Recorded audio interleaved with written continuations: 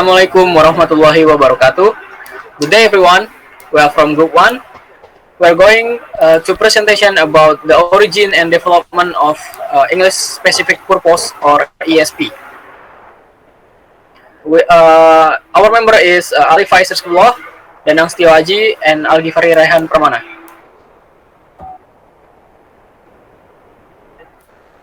Alright, the definition of ESP.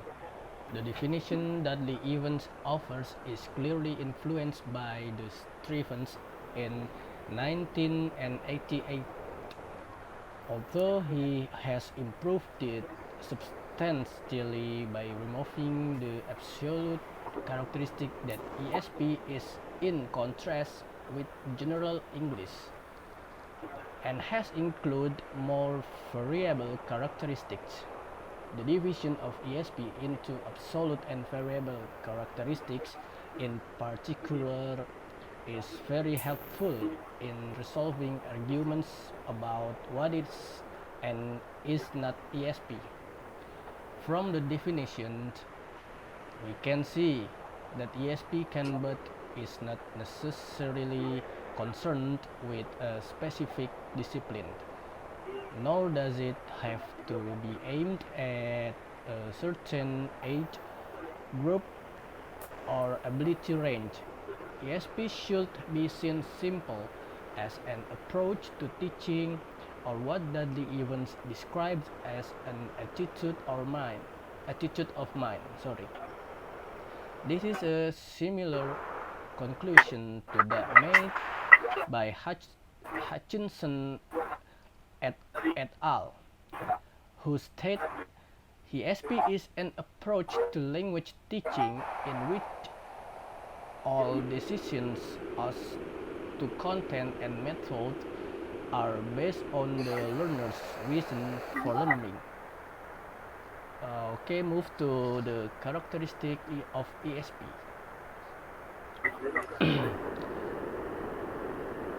Absolute characteristic.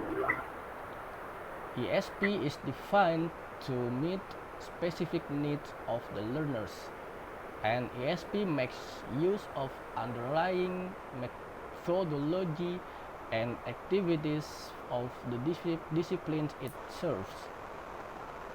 And ESP is centered on the language appropriate to these activities in terms of grammar, lexis, register, study skills, discourse, and genre. Now is a variable characteristics. ESP may be related to or designed for specific disciplines. ESP may use in specific teaching situations a different methodology from that of general English, and ESP is likely to be designed for adult learners, either at a tertiary level institutions or in a professional work situations. It could, however, be for learners at secondary school level. ESP is generally designed for intermediate or advanced students, and last, most ESP assume some basic knowledge of the language system. Okay, the next is the origin of ESP.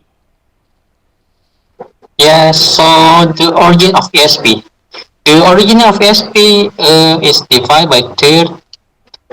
The first is the demands of a brave new world.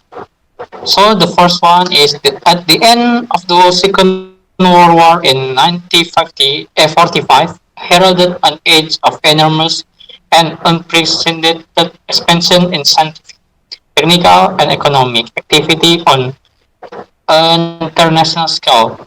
This expansion created a world unified and dominated by two forces, technology and commerce, which in their relentless progress soon generated a demand for international language. The effect was to create a whole new mass of people wanting to learn English. not for the pleasure or prestige of knowing the language, but because English was the key to the international currency of technology and commerce. The general effect of all this development was to exert pressure on the language teaching profession to deliver the required goods. So the second one is a revolution in linguistics. At the same time, as demand was growing for English courses tailored to specific needs, a fertile new idea began to emerge in study of language. Traditionally, the aim of linguistics had been to describe the rule of English usage that is the grammar. However, the new studies shifted attention away from defining the formal feature of language usage to discovering the ways in which language is actually used in real communication. Wilson, 1978. One finding of this research was that language was we speak and read varies considerably and in a number of different ways from one context to another. The idea was simple: if a language varies from one situation to use of use to another, it shall be possible to determine the feature of specific situation and then make this feature basis of the linear course. In short, the few gained ground that English needed by a particular group of learners could be identified by analyzing the linguistic characteristics of their special area of work study. The third focus on the learner. Learners were seen to have different needs and interests which will have an important influence on their motivation to learn and therefore on the effectiveness of their learning. The clean relevance of the English course to their needs will improve the learner motivation and thereby make learning better and faster. The next one is the development of ESP.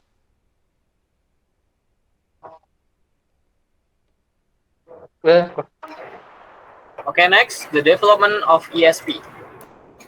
ESP have developed at different speeds in different countries.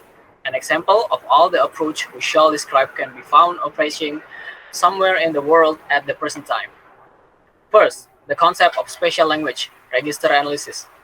This stage took place mainly in the 1960s and the early 1970s, and was associated in a particular with the work of Peter Stevens, or Halliday, McIntosh, and Stephen 1964, Jack Ewer, or Ewer and Latour 1969, and John Swallows 1971, operating on the basic principle that the English of, say, electrical engineering constitute a specific register different from that of, say, biology or generally English. The aim of the analysis was in the identify the grammatical and lexical feature of these registers. Teaching materials Teaching materials then took these linguistic features as their syllabus. A good example of such a syllabus is that of a course in the Basic Scientific English by Ewer and Latour, 1969. Sorry. The aim was the produce of syllabus which gave high priority to the language from students would need in their science studies, and in turn would give low priority to forms they would not meet. Ewer and Hughes Davis, 1971. Second, beyond the sentence, theoretical or discourse analysis. ESP had focused on the language at the sentence level. The second phase of development shifted attention to the level above the sentence. As ESP became closely involved with the emerging field of discourse or theoretical analysis. Third, target situation analysis.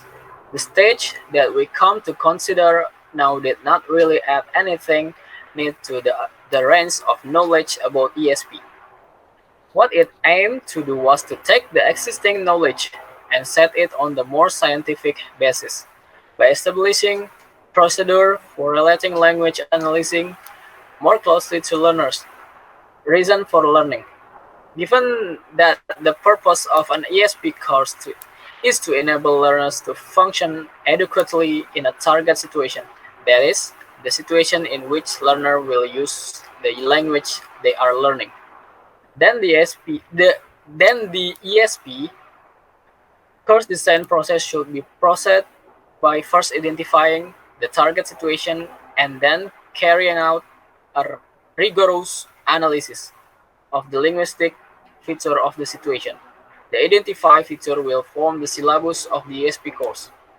This process is usually known as a need analysis. However, we prefer to take Chambers 1980 term of the target situation analysis, since it is a more accurate description of the process concerned.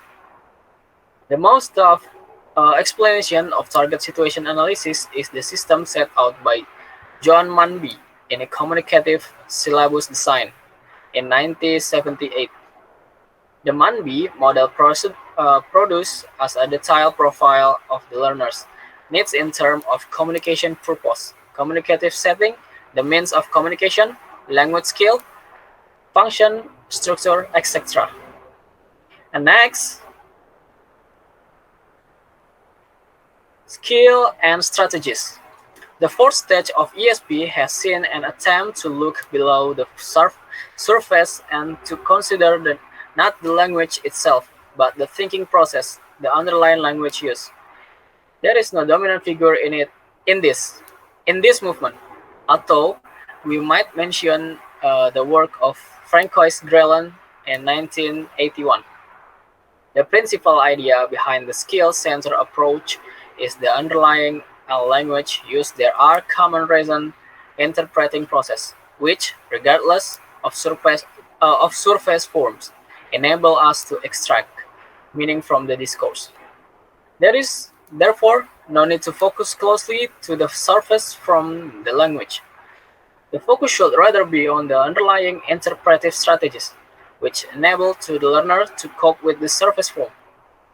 For example, guessing the meaning of words from context, using visual layout to determine the type of text, exploiting cognate or i.e. words which are similar in the mother tongue and the target language, etc. A focus on the specific subject register is necessary in this approach because the underlying process are not specific any subject register. Thank you. That's all from Group 1. Bye-bye.